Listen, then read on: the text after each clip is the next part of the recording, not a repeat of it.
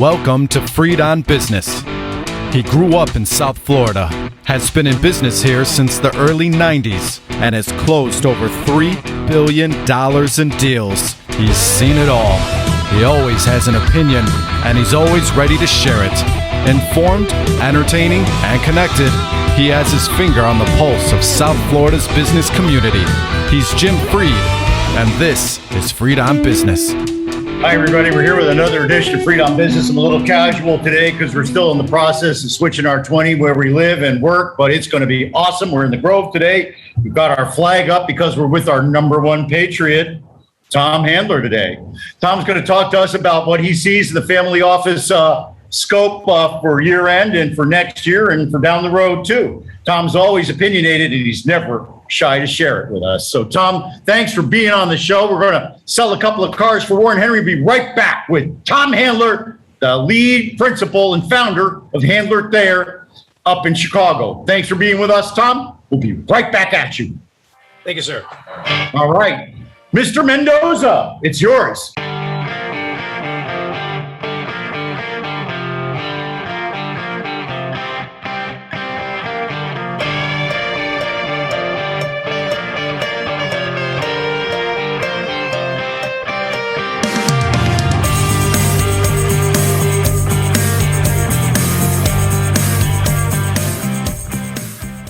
All right, everybody. We're South Florida's longest running business talk show. We're entering our 14th season. Wow, huh? I'm pretty excited about that. For a number of years, since 2013, Warren Henry's been a sponsor of the show. They just rolled out their new SUV that I'm going to be getting, Vivian. So thanks again, as always, Larry, Warren, Samantha, and of course, Eric, all our friends at Warren Henry. When you're looking to buy or lease a car, you want to get every advantage that you can. That's why you have to check out Warren Henry. Land Rover, Range Rover, Infiniti, and Jaguar up at 151st and Biscayne. Up in Gainesville, they sell Audis. Down in the Keys, they've got them all. What do they all have in common? Well, they're all great cars. And they come with the Warren Henry Advantage. That's this long list of great things you get when you buy your car from Warren Henry. My favorite is that you'll get 3 days to make sure you like your car. Guess what? You will. No one ever returns their car after the 3 days, but they could. So join me, my mom, and my beautiful wife, Vivian. We're all members of the Warren Henry family. You could be too. Always the best price, always the best service, always Warren Henry.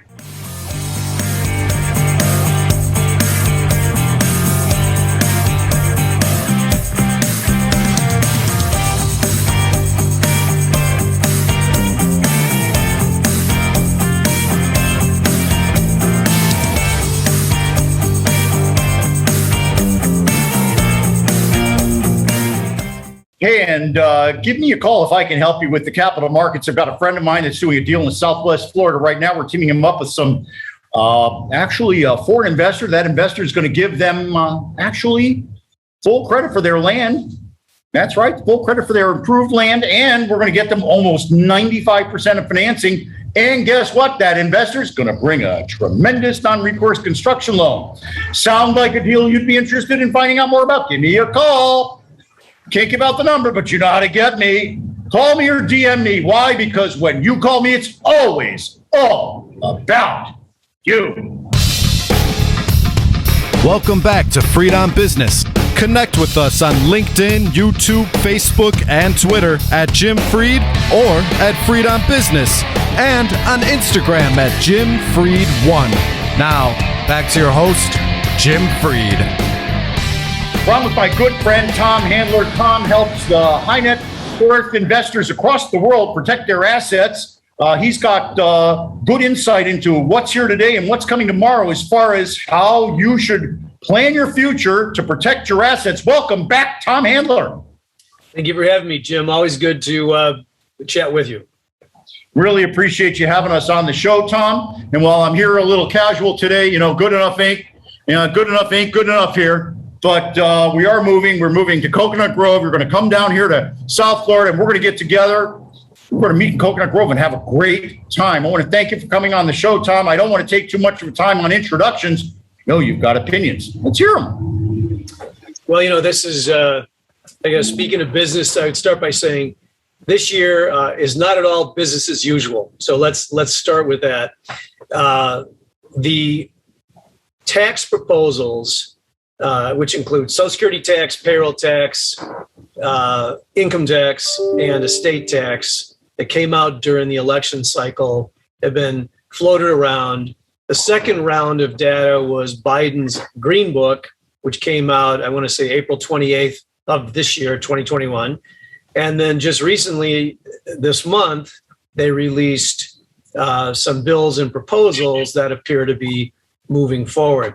So with all of the potential change going on, layered on top of COVID, Antifa, BLM, race riots, the list goes on, it's been a very odd year to say the least. So I would say that the top 1% across the board are angry or livid, perplexed or confused, and motivated, all the above. And they're motivated to get away from this stuff. And by that, I mean flying out of problematic states in record numbers. So the more bankrupt the state, typically the higher taxing the state, New York, California, Illinois being the award winners, Illinois being the most highly overall taxing state. Happy to be here, yeah, but for our politicians. And these guys never found a nickel that they didn't want to steal from you. We are only the second most corrupt state. We climbed up from number 3, surpassing Louisiana, and we're on New Jersey's heels, but we try harder. So I'm confident number 1 is in our near future. But Chicago's been the most corrupt city, I think, 15 plus years in a row in most of the polls. So we're very special in that regard. So what people see, they don't like to see vilification of affluence, education, hard work, and entrepreneurship. It's misguided. Everyone, the public and the media, for the most part, assume that all this wealth is inherited, when the reality is less than 10% of wealth makes to the third generation. So if you're living in one of these affluent parts of a major city or a suburb, chances are 90% of those people made the money themselves, because the money does not make it to the third generation, only in very few cases. And that's with good lawyers, good accountants, good planning, some amount of clairvoyance, a little good luck, discipline, asset protection. Doing everything right is the only way it works. And so the reality is almost everyone has to start over again. That's just the nature of it. And taxes are already so confiscatory, it makes it almost impossible for that wealth to survive. Because as it moves on, they're taking another huge chop of it. So first you make the money, they slaughter it with payroll tax and income tax. You get left with a little bit of what you actually earn. Then you go ahead and save that. Save it for 10 years, you make more money, boom, then they tax you on that. That's the capital gain, which, by the way, could go up precipitously if they're effective. But right now, they're looking like a minor increase to 25%, which is still very, very significant, because many states tax those capital gains as well from 5 to 15%. So you could end up very quickly with a 30 to 40% plus tax on the capital gain. And then you're left over with whatever's left after paying the capital gain on your investment. Then it goes to your estate, and then they take roughly half of it. It's 45 cents on the dollar plus whatever the state charges. And many states are at 16%. So it can be, and some are higher. There can be bigger numbers. So it's a very, very confiscatory tax. And then add the fractionalization. You have 2 children, your state gets chopped in half.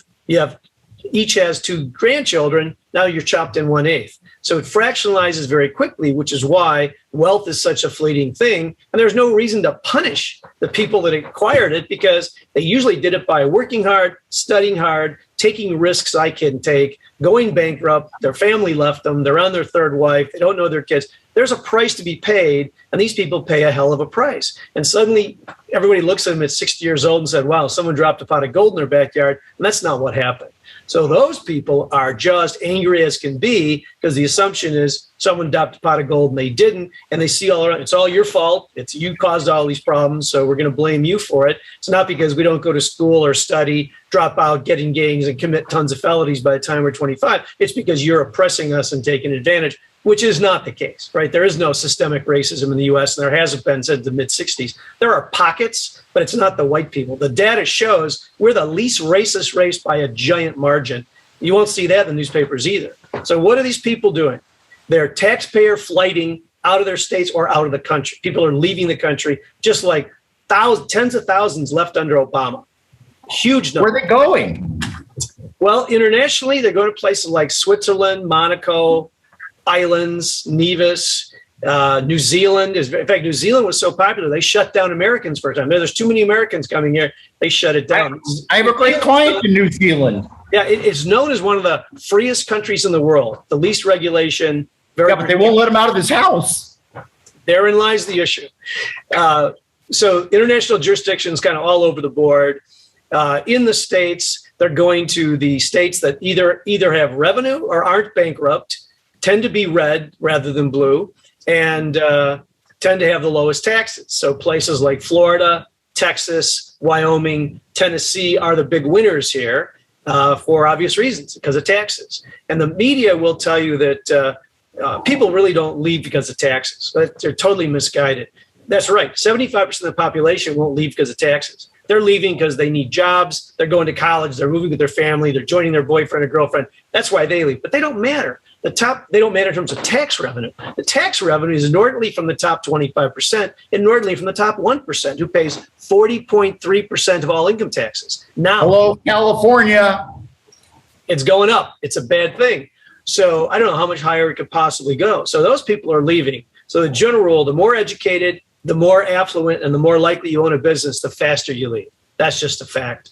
So what they're dealing with now is largely restructuring, doing a lot of estate and tax planning, and restructuring the family office enterprises, if they have them, and the family holding companies to better deal with this new law and to make the most impactful moves they can make before year end, before it changes. So right now, what I want to do, Tommy, let's take a quick break, and then we'll talk about what you see that people can do before year end. And I know you always give better stuff than the newspaper tells. So we're going to stick with this. And Tom Handler is going to tell us what he tells all of his big clients. And we know who they are because we see them on TV and in the Sports Star thing there.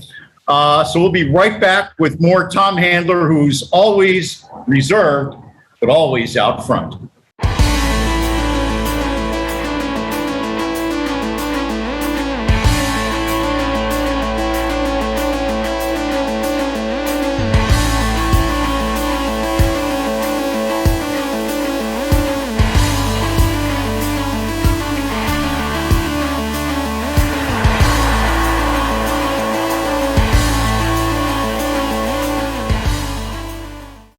Everybody, you know by now, if you're watching, this is South Florida's longest running business talk show. We've been on since 2008. That's 14 years now. September 2008. I guess that's 14 years. Warren Henry's been with us since 2000 and I think 11. I don't even remember. I have to look at the piece of paper. But they've been with us a long time. I love them. Larry, Warren, Samantha, Abe. We're going to have Abe on talking Lamborghini in a couple of weeks. When you're looking to buy or lease a new car, you got every advantage that you want. That's why you check out our friends at Warren Henry, Land Rover, Range Rover, Infiniti, and Jaguar. And for Tom Handler's benefit, Larry's the third generation. He's going to build it. He's going to build it. He's a man. I love that guy. I met his granddad, too. It's a great story. Great story. What do they all have in common? Well, they're all great cars, and they all come with the Warren Henry advantage. That includes whole bunch of stuff, including they'll pay for your key if you lose it after a certain point. They'll help you polish up your rims. My favorite is that they'll let you return your car for 3 days if you don't like it. Guess what? Nobody returns their car because they all love it.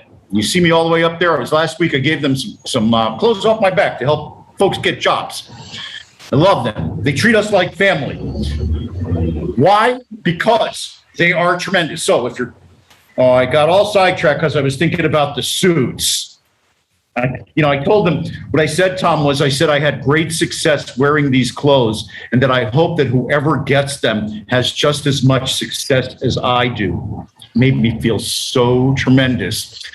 There you go, right there. That's Warren Henry. That's the Warren Henry family. Always the best price, always the best service, always Warren Henry.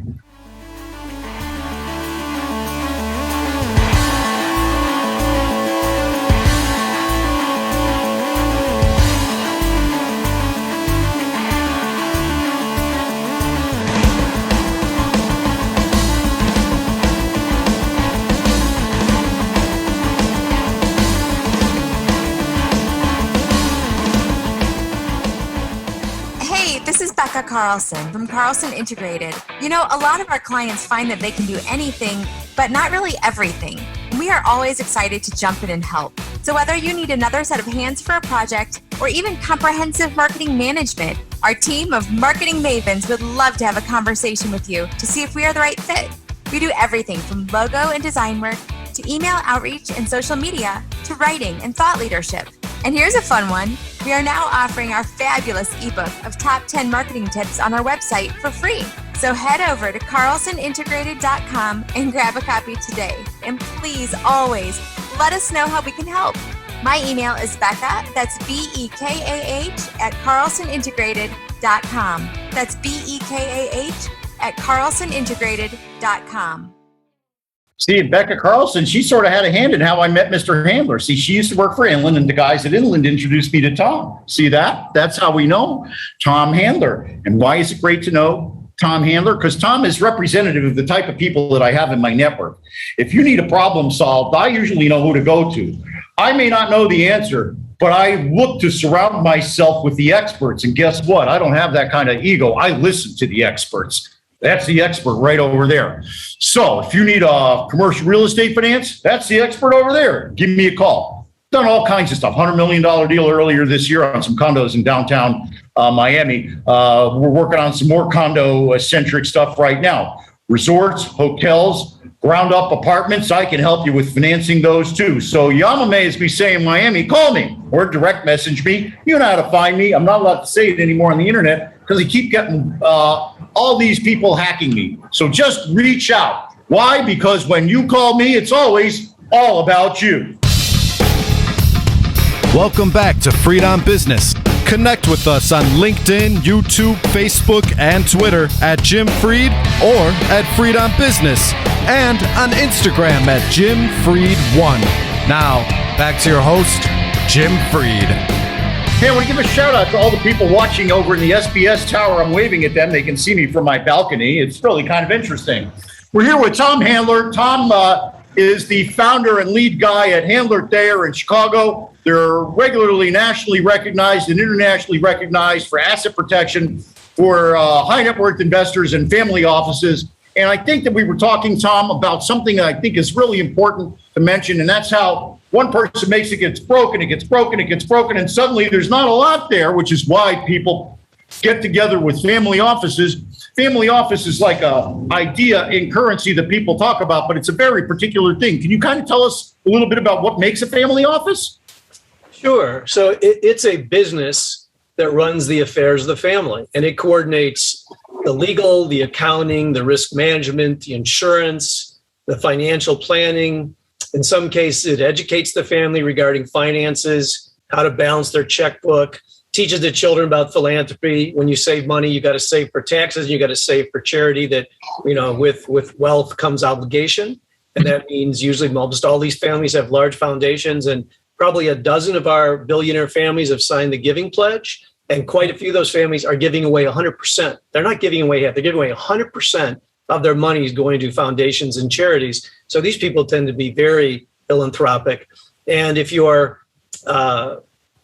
serious about protecting the family and not turning out entitled, spoiled, problem kids, then that's hard work. And that means discipline and education and sharing the family stories. And, you know, one wealthy wine family, the grandchildren didn't realize that great grandpa came over, you know, from across the pond with 6 or 7 white wine vines in his pocket and started the industry in California. It ended up being a internationally prominent family, but they didn't know that he was destitute and the risks he took and what he had to do to build that business. They were going to sell it. And once they learned the history of the family, they decided not to. So these family offices play a lot of roles. It's really about protecting the family. It's premarital planning, asset protection, income tax, estate tax, and just making prudent decisions, prudent conduct, and doing your part for society. So it covers a lot of bases, but it is right now, it is the global best-in-class structure for long-term wealth management. It's a family office running one or more family holding companies, and in turn, all those holding companies are owned by trusts. And these people are scampering this year, like many of you should. Business owners or people that have stock portfolios, if you've got gains, I would take those gains as soon as possible before the new laws kick in and hope that nothing is effective before December 31.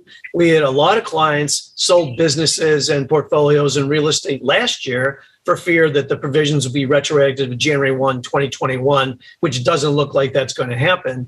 So because the capital gain might go to 25%, the original proposal was 43.6%, which is a gargantuan increase in the capital gains tax. And so if you've got those gains, you may want to take them now and not wait till after year end if you're in the bubble. Again, don't let the tax tail wag the dog. But if you're thinking of selling, I would absolutely sell and get these gains where you're likely to keep more of it. And along that line, one of the most insidious and confiscatory proposals is the elimination of step-up basis in the estate. So my early example, you work, you make money, they slaughter it with a dozen different taxes. You then save your money, then you pay capital gains, which are clearly going up. Then you're left with fractional cents on the dollar in the estate. Then they're going to take 45 cents on the dollar of that. Then you're going to pay income in respect to the decedent. Then you will pay state and territory estate tax and or inheritance tax, depending on the timing and the state. And then whatever you had left that's appreciated, they're going to tax that again at capital gains rates in your estate. So you'll have estates paying over 90% of their assets in taxes under this regime, quite commonly, particularly if they leave assets to grandchildren, because there's a generation skipping tax. You pay that 45 cents on the dollar again. So you add these taxes up, they're big numbers and they're highly confiscatory. That's inappropriate. So because of that second capital gain risk, if you sell now at the lower lifetime capital gains rates, then you will have less appreciation, which means there'll be less to be taxed in your estate as well. So that's a key move. The estate tax exclusion looks like it's going to drop in half. The proposals were to drop it from 11.7 million per person down to 3 to 4 million.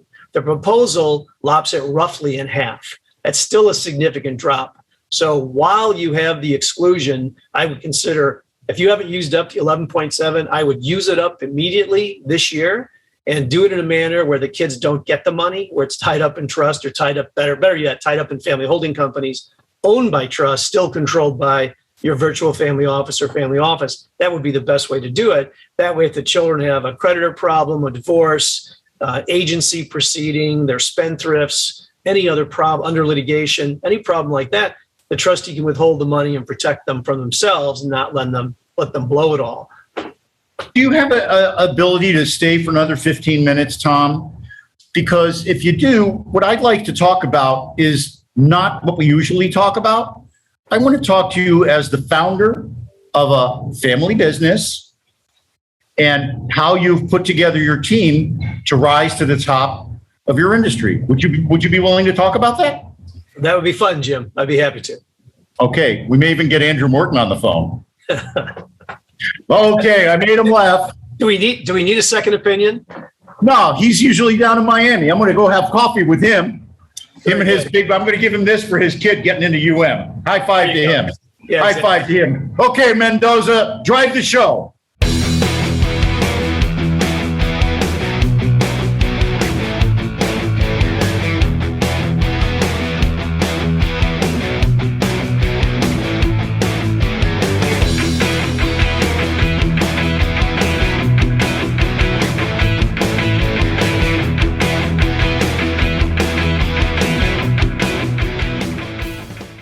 Everybody, this is where I talk about we're South Florida's longest running business talk show. We've been on for a long time. Our sponsor is Warren Henry, and I'm going to do a different thing for Warren Henry today because Tom brought it up.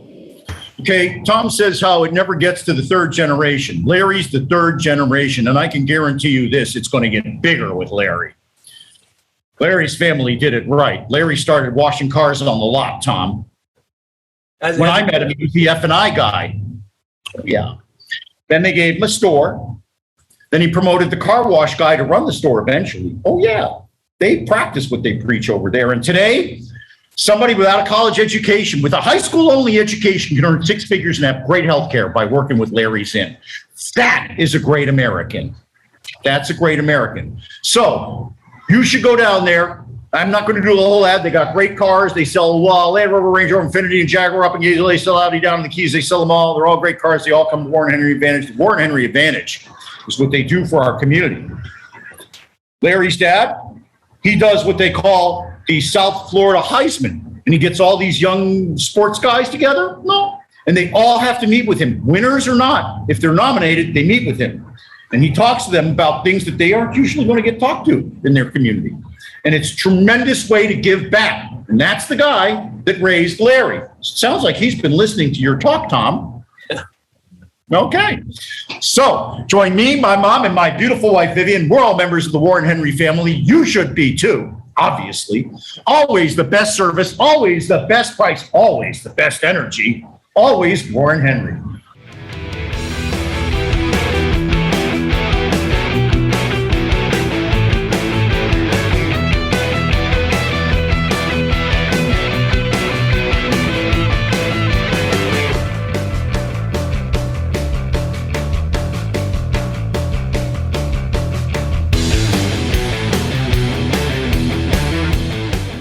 That's right. You always have a choice. So I always choose to be involved. I always choose to make it all about the other folks. I have a friend of mine. We're going to help him get full bore construction financing, 2 phases, full on equity involvement, totally getting his capital, his land increase capitalized. It's going to be tremendous. Non-recourse construction loan. That's right. So you need some construction financing. You need some equity financing. You need some pref equity. Call me. You want to help your deal get capitalized? Call me. That's what I do. Why call me? Because when you call me, it's always all about you. Welcome back to Freed on Business. Connect with us on LinkedIn, YouTube, Facebook, and Twitter at Jim Freed or at Freed on Business, and on Instagram at Jim Freed1. Now, back to your host, Jim Freed. All right, we're on with my good friend Tom Handler. We've been friends for a while now, Tom. Tom is son of an immigrant from Austria, right? Grandson of the immigrants. Grandson. I'm sorry. Still qualifies as the American dream, does it not? Absolutely. It certainly does. Okay. You're the founder and you've built a tremendous company. How did you build the company? And how do you make sure that you keep your alignment of interest with everybody? So I'll start by saying anybody who achieves anything didn't do it by themselves, and certainly neither did I.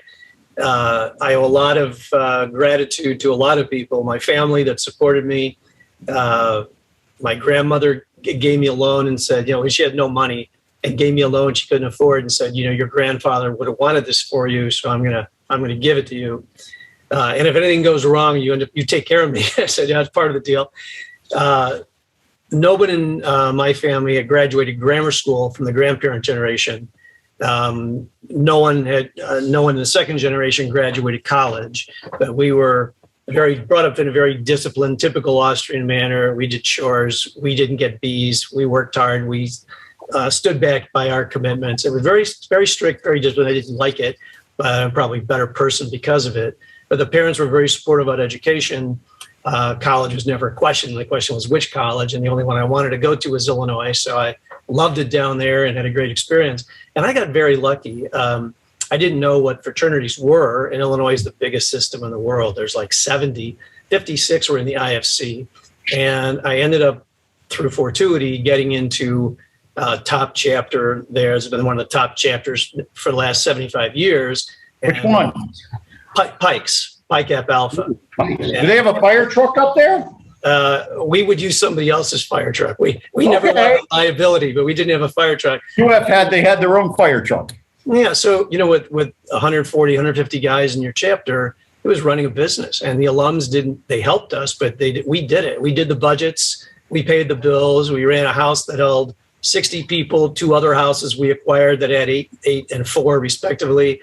We shoveled snow for old people, delivered Meals on Wheels. It was our grade point requirement was quite a bit higher than the universities. You couldn't play on the sports teams or go to the parties if you didn't have fairly solid grades. And so we were always above the university average, and the alums were wildly successful. So it was a great organization. When I got there, I didn't know what a prep school was. I didn't know what summer camp was. I didn't know what a country club was. I didn't understand how to walk, talk, or dress. I just didn't understand things that these other kids did. And there were plenty of kids like me who did not grow up affluent, and there were kids who were, and they knew things we didn't know. And a nationally prominent model told me how to tie a tie, and guys that worked at the clothing stores told me what a suit should look like, and it was a great lesson. But the biggest thing is a microcosm of life. It runs like a business, and these people conduct themselves in a professional manner with an honor code. And all of those lessons, how do you never say anything about anybody until you talk to them first. When you give somebody your word, you adhere to your word. Things that I wasn't a Boy Scout, I didn't know what an honor code was. And so it was a breath of fresh air. But the business skills from how it was positioned, how it was marketed, how we conducted ourselves was precisely how I ran the law firm. Our newsletter looked like the fraternity alumni newsletter, the way we greeted people. Good morning, good evening, good afternoon. Welcome to Handler Thayer. May I help you, please? That's not the normal greeting. If you came to the Pike House in Champaign, which is still one of the strongest houses ever on that campus, you're going to get greeted by mature young men. And that's what's helped the organization across the country. Scholars, leaders, athletes, and gentlemen, we're not about pouring beer on our head or about being successful, helping people, and making a difference.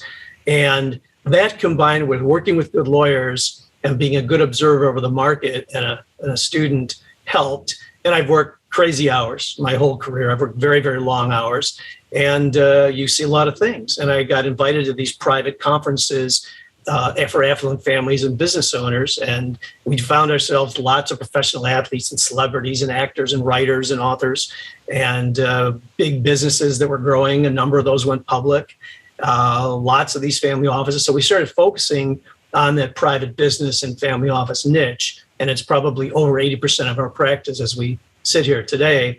So we were the first law firm in the world to form a family office practice group.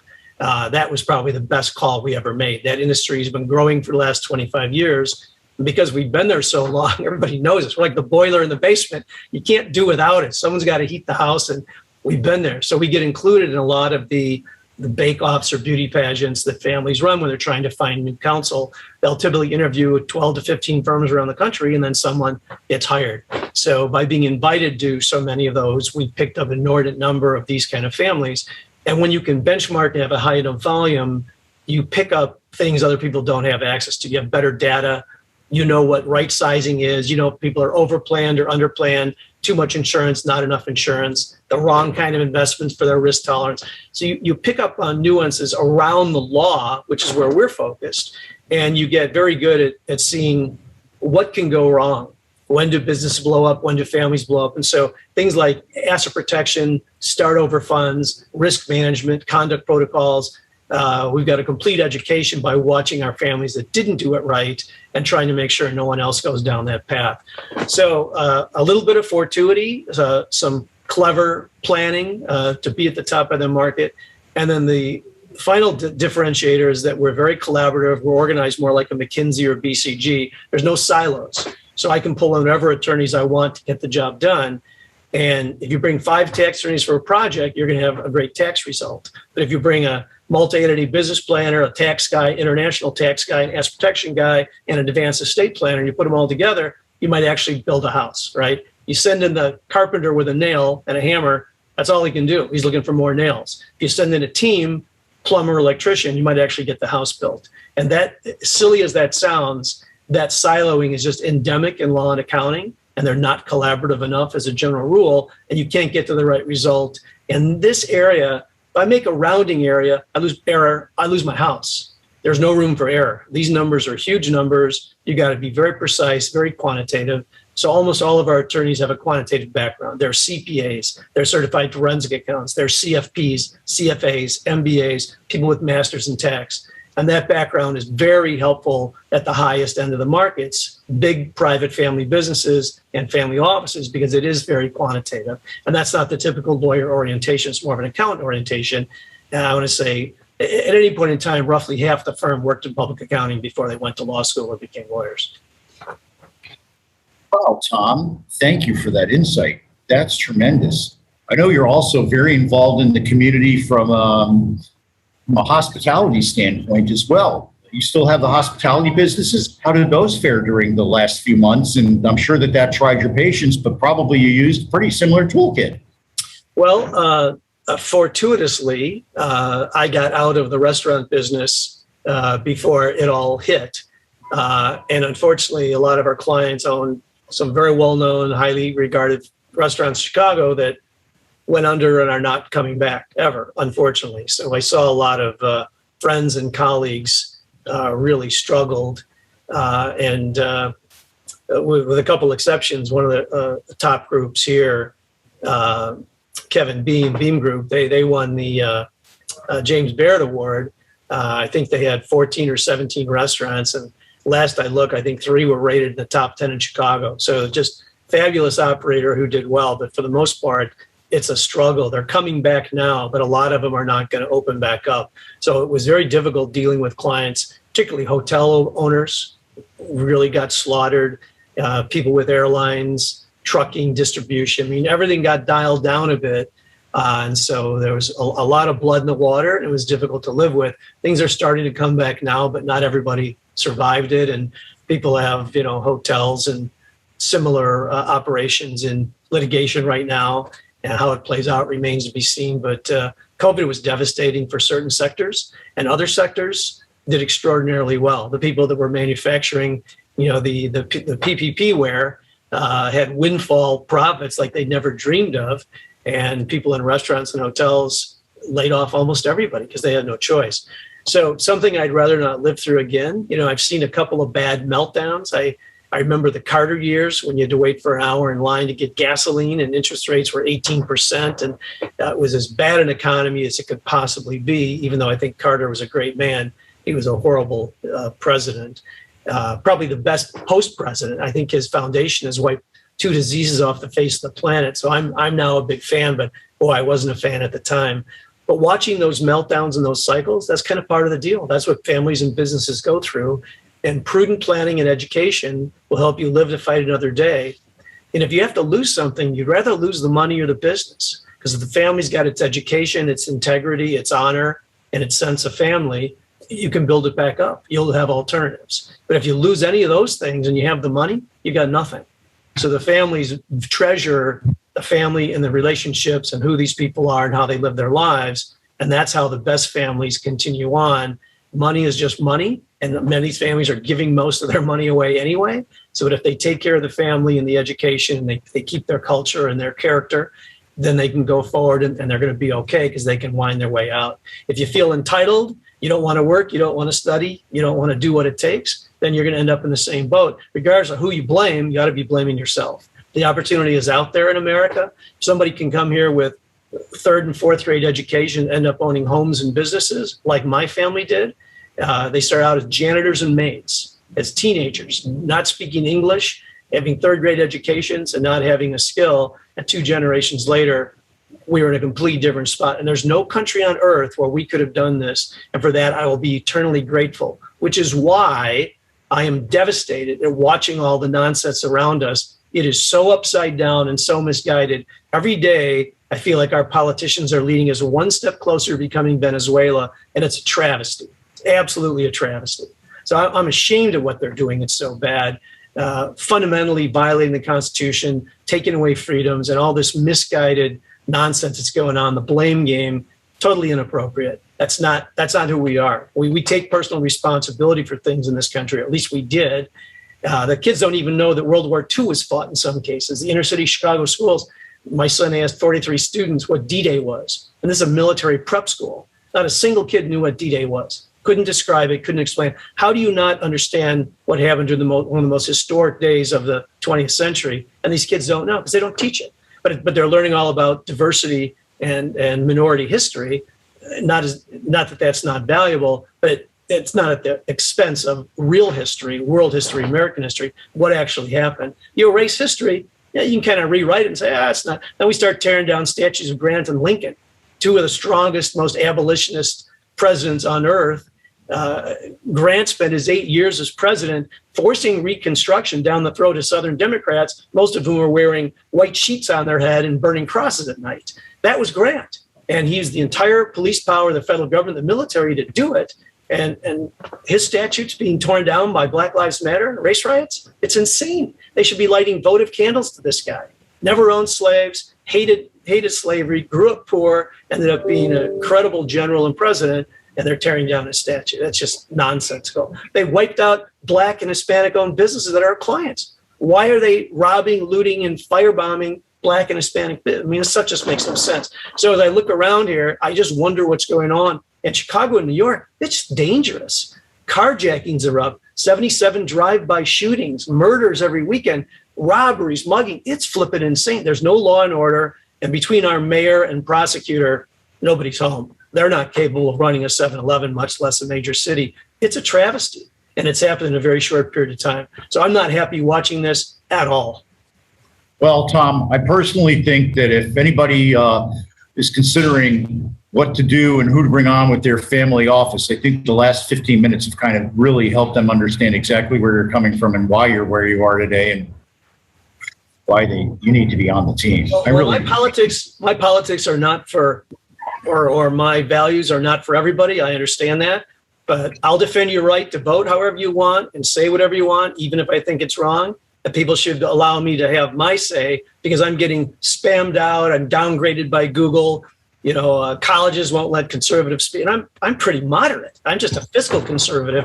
So I'm even more troubled. There's no one for me to vote for. I'm troubled by all the stuff that's going on.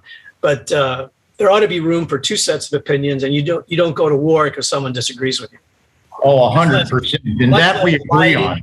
Rioting, robbing, firebombing, arson, all the nonsense I've seen down here. That's not the answer. And it's not people like me that are doing that. No, we need to find more moderation. And maybe we'll have that conversation offline. Fair enough. I think I'd like that, in fact, Tom. I want to thank you, as always, for coming on the show. I want to thank you and your team for all the things that you do, and I'm giving this as fair warning to Andrew Morton that I'm hunting him. Well, he's very excited. Andrew was also a member of Pikes at University of Miami. I was at Illinois, and now that his son's in Miami, our hope is that we can meet down there, get together, because we met as fraternity brothers before he was my law partner, and celebrate when his son initiates somewhere down the road. He's a very talented, bright kid. Apple doesn't fall far from the tree, and don't tell Andrew, he's already got a big enough head. I won't, but I'm sure he'll see this and figure it out himself, Tom. Don't send him a copy. I won't. Yeah, right. All right. Take care. Tom Handler, thank you so much for giving us insight, but more than that, telling us how to get it done, too. Tom Handler, as always, thank you, Tom, for joining us. Take care, Jim. Be well. You got it. All right, Mr. Mendoza, let's roll it.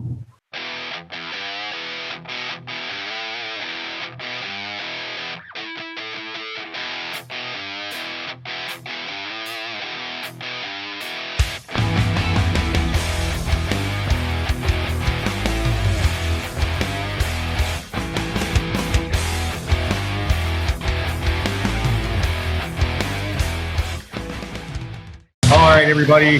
Welcome back to another edition of Freed on Business.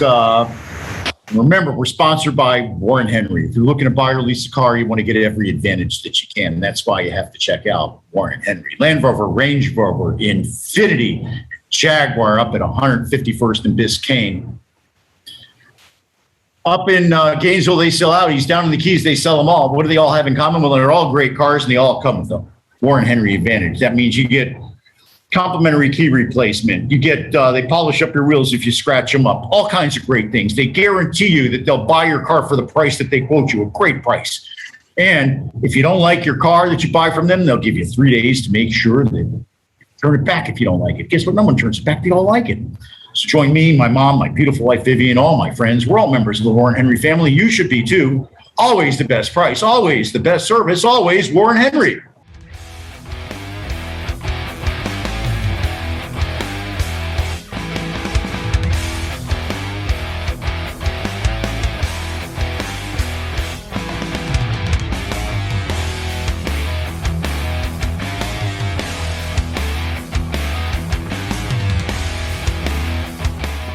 This is Becca Carlson from Carlson Integrated. A lot of our clients find that they can do anything, but not really everything. We are always excited to jump in and help. So whether you need another set of hands for a project or even comprehensive marketing management, our team of marketing mavens would love to have a conversation with you to see if we are the right fit. We do everything from logo and design work to email outreach and social media to writing and thought leadership. And here's a fun one. We are now offering our fabulous ebook of top 10 marketing tips on our website for free. So head over to carlsonintegrated.com and grab a copy today. And please always let us know how we can help. My email is Becca, that's BEKAH at carlsonintegrated.com. That's BEKAH at carlsonintegrated.com. She does a great job, not only for me, but for a lot of my clients too. And give me a call, Jim Freed, dial me up, call me up. I'm doing all kinds of great deals. Can't talk about a lot of them because I got a bunch of confies on them, but I've done a bunch of healthcare deals this year, done some land loans this year, bridge loan, did a land loan strictly on some what we call paper lots up in Charlotte for the guy that I mentioned. It's from New Zealand. Never even met him. We found each other on the internet. Call me. My social media gets me where I need to go. Did a $100 million deal here on a condo inventory loan just recently and getting ready to do more. Call me, direct message me. The number one thing is when you reach out to me, it's always all about you. Welcome back to Freed on Business. Connect with us on LinkedIn, YouTube, Facebook, and Twitter at Jim Freed or at Freed on Business, and on Instagram at Jim Freed1. Now, back to your host, Jim Freed. All right, we're back in our final segment. We had Tom Handler on all day. We talked about the new tax proposals, the impact that they're going to have on the family office and high net worth investors that are our clients that Tom and I both have. And we both are probably. And we talked a little bit about everybody needs to get involved and listen to everybody's opinion. And I think he's right on about that. That's why we have Tom Handler on the show. He is tremendous. He's powerful and he knows his stuff. And you heard him talk about the Tom Handler story today. A lot of hard work and effort, just like my story. Just like my story. Didn't tell him how I clean cars, walk dogs, and clean toilets, but I'm sure he did pretty much the same thing. He's done everything there is to do, and he's got the real bones with me. I said that I'd talk a little bit about what I've seen in the post-COVID environment here in Miami, and I'm going to do that for the next few minutes. We moved to Coconut Grove, went out to dinner last night, stayed in our brand new clean hotel here in Coconut Grove. First of all, thank you to Bobby Finbarb for putting us up in our first hotel stay. We stayed in his Marriott here in his courtyard in downtown Coconut Grove with a beautiful view of the water in downtown. Amazing facility, very clean. We felt very comfortable. We were scared, but we felt great. The team was great. The place was wonderful. We walked around. And then today I was able to walk across the street to Starbucks and have a business meeting that was unplanned because, hey, I knew people that were there. So that's what we're doing. And what I'm seeing in the post-COVID environment is that there's still a lot of people that are just not going out. In our new building, they're very COVID alert. They don't force themselves on you. If you're in the building and you're in the elevator, they'll ask if they can come in. They'll ask if they can put on a mask. If they're not wearing a mask, they'll ask if you mind. They're very courteous. I think that the courtesy part is a very important part of us all getting along. I don't force myself, my opinions on everybody else, and I'm really glad that they're not forcing theirs on mine. We've had the movers have been working with us. They've been tremendous in other post-COVID discussion because those guys asked me how to help get their business dream financed. Here's a great one from Tom. I told them go to the SBA, make sure that they get a loan, go get the loan, work hard, and in a generation, they'll have a beautiful moving company. Guess what? They'll have it in less than a generation. And of course, now I'm not in Wynwood all the time anymore. Maybe going up there tomorrow for my Friday. Friday's in Wynwood, but today we're in Coconut Grove. And tomorrow we'll be going to Miami Beach. What am I going to do on Miami Beach? Well, I'm going to go to a meeting on Miami Beach at a restaurant. We will sit outdoors, but I wouldn't have gone to the meeting at the restaurant just a few weeks ago. So I continue to move forward and enter into the environment.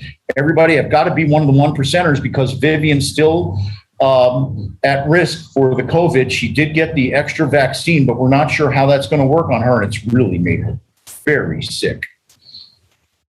So my little star, we're going to take care of her. We're going to get her moved in. We've got a tremendous team that's helped us move. In a future show, we're going to talk about the people that helped us move.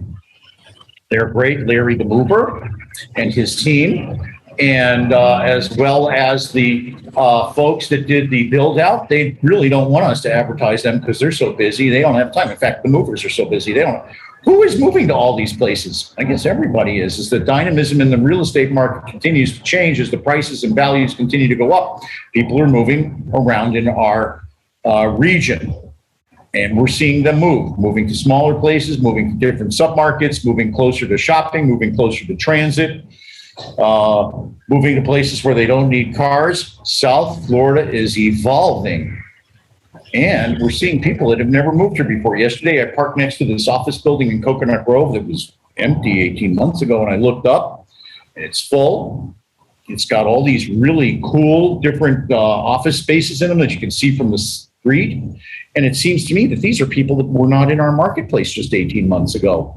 Athletes, wealth managers, people who want to live closer to home, all of them. And they're all moving to our high-end neighborhoods. Our high-end neighborhoods are going nuts. Coconut Grove, forget about it. You can find a place in Coconut Grove. My wife was lucky, real lucky.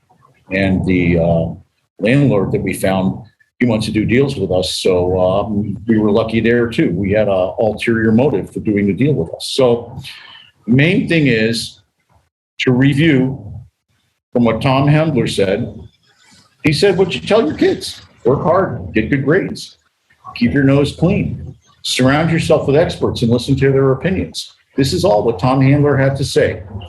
I really respect that guy. He built that firm from the ground up.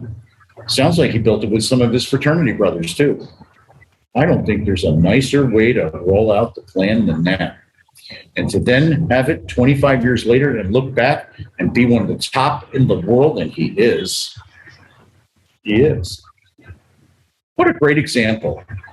What a great example, and that's why we have him on the show. I want to thank Tom Handler and the folks at Handler Thayer for being on the show today. I want to thank Regan Mendoza for running the show.